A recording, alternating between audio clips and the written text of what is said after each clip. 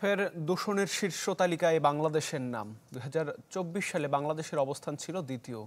Switzerland ভিত্তিক দূষণ পর্যবেক্ষণ সংস্থা IQAir-এর সপ্তম বার্ষিক প্রতিবেদনে এই তথ্য উঠে এসেছে। এছাড়া শীর্ষ ৫ দেশের তালিকায় আছে পাকিস্তান ও ভারতের নাম।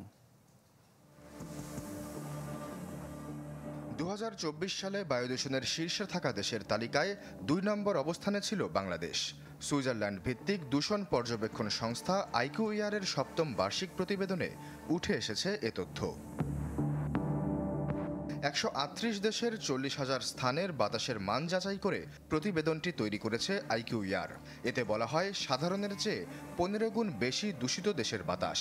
বিশ্ব স্বাস্থ্য সংস্থার মানদণ্ডে বাতাসের স্বাভাবিক PM2.5 এর মাত্রা ৫ মাইক্রোগ্রাম পার কিউবিক সেন্টিমিটার থাকার কথা থাকলেও দেশের বাতাসে এর মান ৭৮। তালিকায় বায়ু দূষণের শীর্ষে থাকা দেশ আফ্রিকার চাঁদ। এখানকার বাতাসের মান স্বাভাবিকের চেয়ে ১৮ গুণ বেশি। শীর্ষ ৫ দেশের তালিকায় রয়েছে পাকিস্তান, ভারত ও কঙ্গো। শীর্ষ ১০ দেশের মধ্যে ৭টি মধ্য ও দক্ষিণ এশিয়ার। IQAir বলছে, বিশ্বের বেশিরভাগ দেশেই অবনতির দিকে দূষণ পরিস্থিতি। ২০২৪ সালে বিশ্ব স্বাস্থ্য সংস্থার মানদণ্ড বজায় রাখতে সক্ষম হয়েছে অস্ট্রেলিয়া, নিউজিল্যান্ড সহ মাত্র ৭ দেশ। আর এই দূষণের মাত্রা ছাড়িয়েছে ১২৬টি রাষ্ট্রে। সবচেয়ে দূষিত মেট্রোপলিটন শহরের তালিকায় শীর্ষে ভারতের বির্নিহাট এলাকা।